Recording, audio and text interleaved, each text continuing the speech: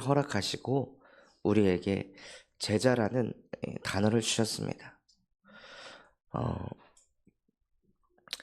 오늘 읽었던 사도행전 14장에는 사도 바울이라는 전도자가 나옵니다. 그런데 이 바울도요, 한때는 제자가 아니라 무리였습니다.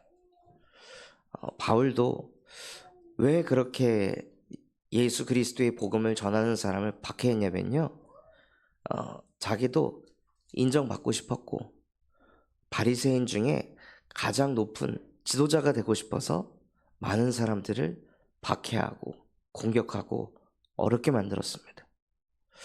결국 율법을 잘 지키는 것처럼 보였으나 바울 안에 있던 진짜 중심은 무엇이었냐? 나도 성공하고 싶다. 나도 내 이름을 날리고 싶다. 그런 생각으로 인해 율법을 잘 지키면서 그 자리로 가고 싶었던 것이 사도 바울이었습니다. 그런데 바울에게 어느 날이 찾아온 것입니다. 그렇게 성공을 향해 달려가다가 사울아,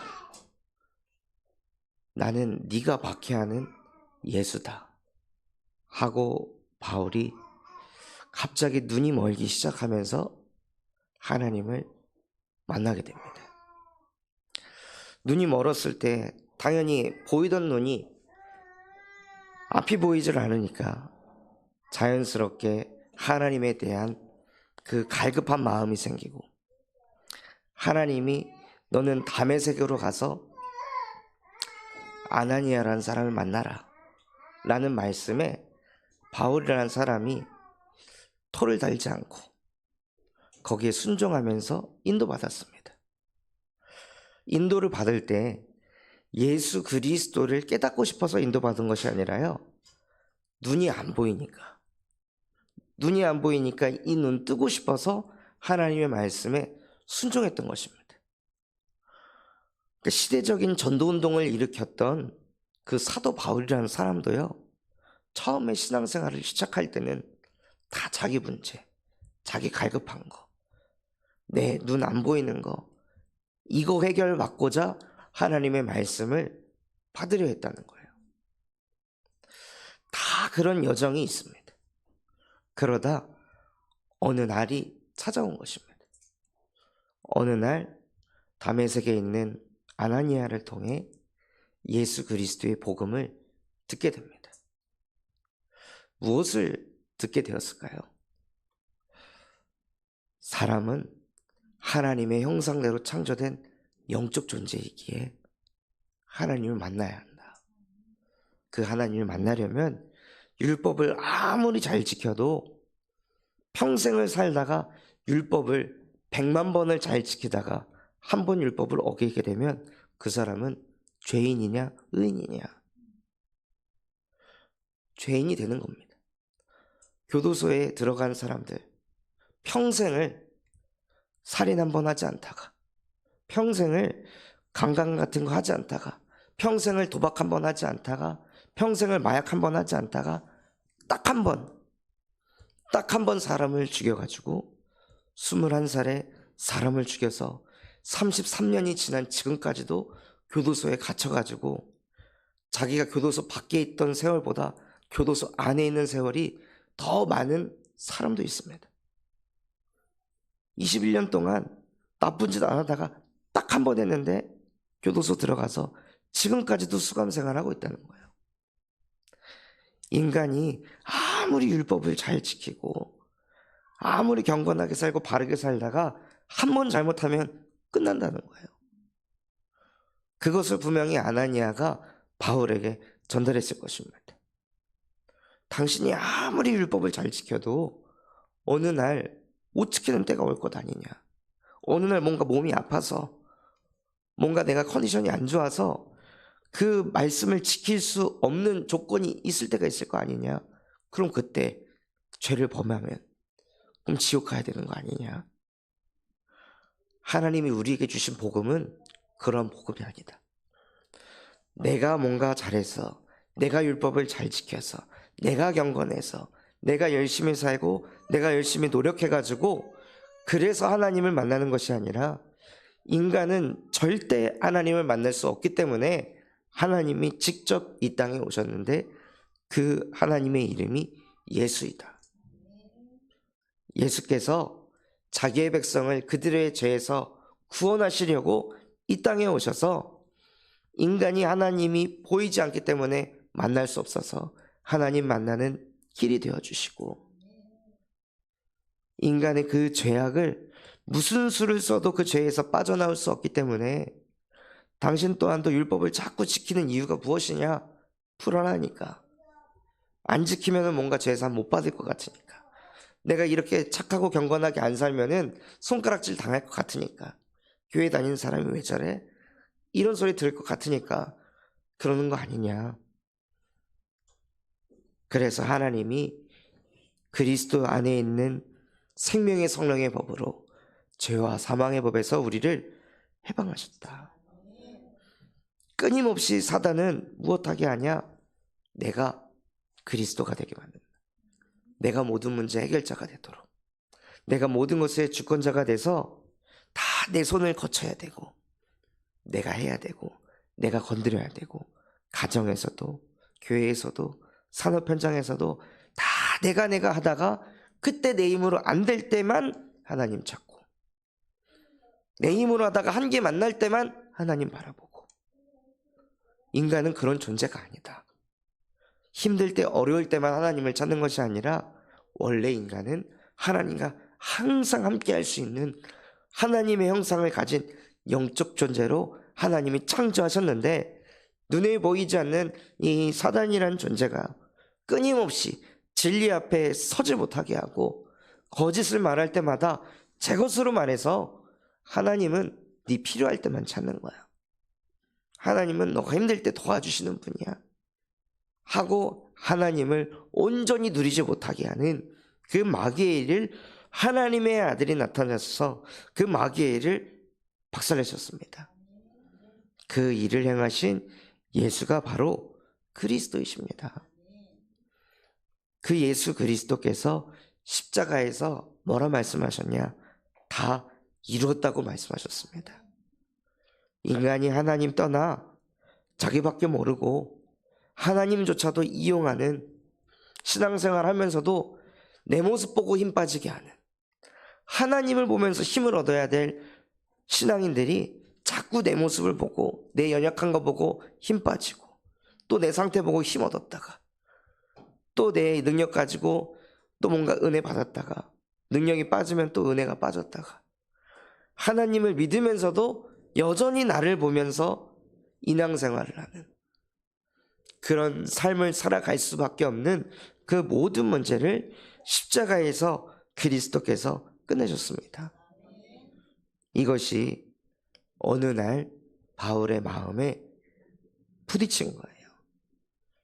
그래서 그게 부딪히고 나니 바울의 마음에 뭐가 생겼을까요? 나처럼 신앙생활 하면서 평안하지 못하고 자유하지 못하고 수고하고 무거운 짐지면서 시달리고 있는 많은 종교인들, 이 사람들 살려야겠다. 교회를 다니면 다닐수록 더 사람이 피폐해지고 자기밖에 모르고 완전 경제 중심, 성공 중심에 잡혀있는 그 수많은 유대인들을 살려야겠다 하고 바울의 마음속에 하나님이 그 은혜를 주셨을 것입니다. 그리고 나서 유대인들에게 예수 그리스도의 복음을 말할 때 유대인들이 바울을 손가락질했습니다. 저거 예수 그리스도의 복음 전한다고 핍박하고 사람 끌고 가고 죽이던 저 인간이 이제 와서 예수가 그리스도라고 말하네? 저거 왜 저래? 하고 사람들이 모욕을 하고 돌로 치려고 하는 그런 상황 속에 바울이 그 사람들 붙잡고 해명을 하고 설득을 하려고 한 것이 아니라요, 듣지 않으면 다른 사람에게 가서 또 복음을 전하고, 이 사람도 듣지 않으면 또 다른 사람에게 가서 복음을 전하고, 이 일을 계속한 내용이 오늘 읽었던 사도행전 14장에 나오고 있는 내용입니다. 그 일을 하다가 실제 바울이 돌에 맞습니다. 완전히 무너져 있는 영혼들에게, 나면서부터 안진뱅이였던 영혼에게 예수 그리스도의 이름으로 일어나 걸어라 해서 그 한 영혼이 치유가 되고 살아났는데, 그래서 사람들이 바울에게 감사하다고 이야기하다가 어떤 유대인들이 와서 이간질을 하게 되고, 그래서 그 바울을 따르던 수많은 무리가 오히려 바울을 욕하고 바울에게 돌을 집어 던져서 그것에 맞고 바울이 쓰러졌습니다. 그런 상황 속에서도 바울은 마음에 무엇이 있냐? 진짜 이렇게 사람의 말에 흔들리는 무리가 아니라 어떤 상황에서도 무너지지 않는 제자, 그 제자를 만날 수 있도록 하나님 나에게 만남을 허락해 주시옵소서 하고 바울은 완전히 다른 기도 제목을 가지고 있었던 거예요. 그 돌로 두드려 맞고 그럼 요양을 해야 되잖아요. 그럼 쉬어야 되잖아요. 또 바울의 제자 의사 누가도 있었잖아요. 그럼 의사 누가한테 찾아가서 치료받고 회복해야 될 그런 상황인데도 바울은 이튿날 일어나서 다시 또 더베라는 곳에 가서 예수가 그리스도라고 복음을 증거했습니다.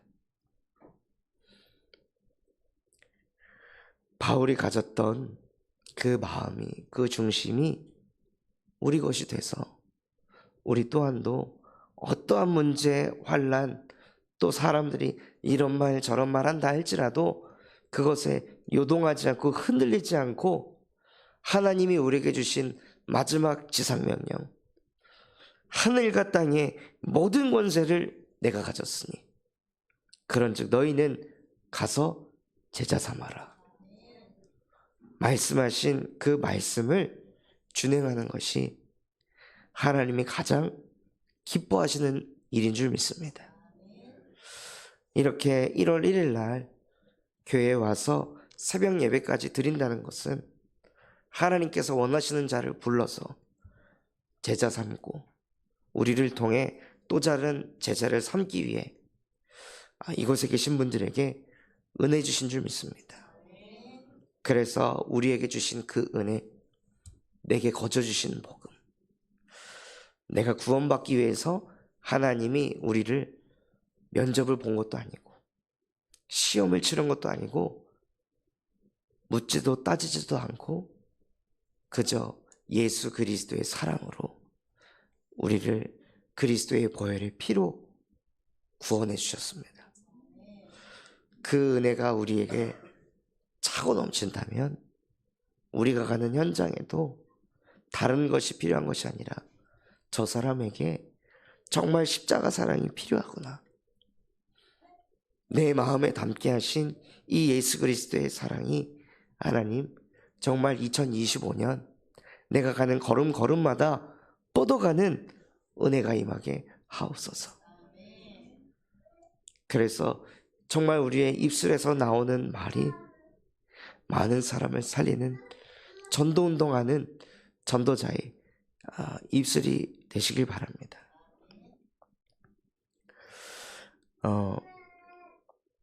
저 또한도 이양희 목사님을 섬기다가 어떤 분이 자꾸 이 목사님을 공격을 하더라고요. 그분이 하지도 않은 일을 만들어내서 사람을 아주 난처하게 하고 위태롭게 만드는 거예요. 근데 그 사이에 제가 있었거든요. 제가 어떤 일을 추진을 했는데 그 일을 이영희 목사님이 했다고 퍼뜨리고 다니는 거예요.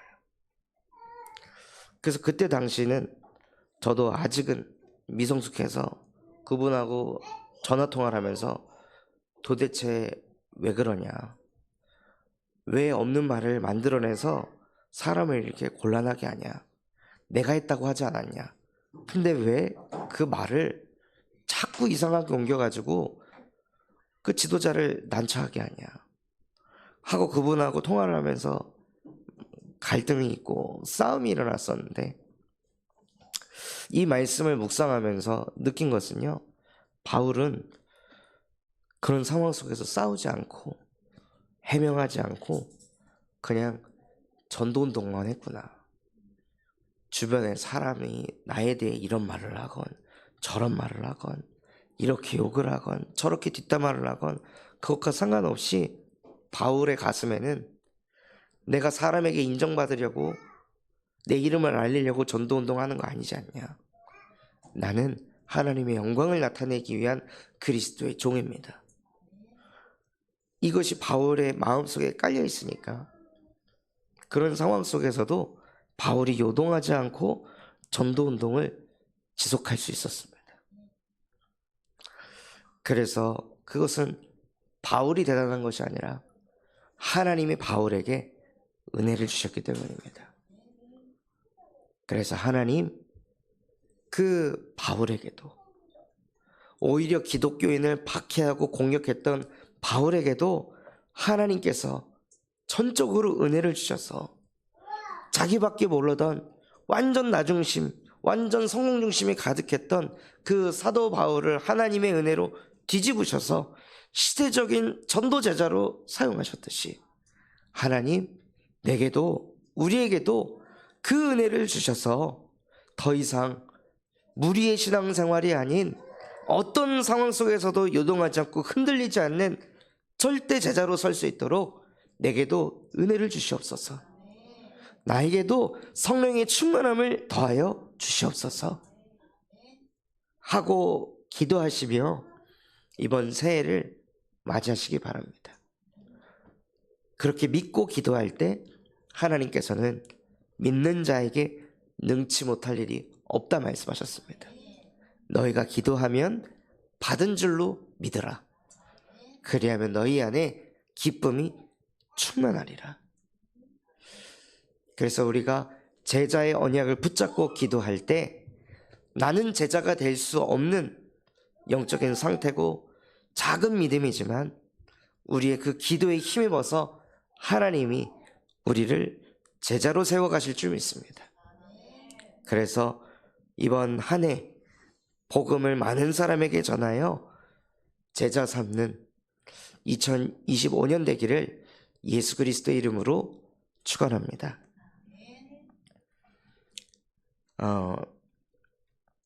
합심해서 기도하시고 6시 한 40분까지 기도하시다가 그 후에 저희가 식사를 준비해서 떡만둣국을 드시고 7시 20분쯤 저 청암산으로 출발하도록 하겠습니다.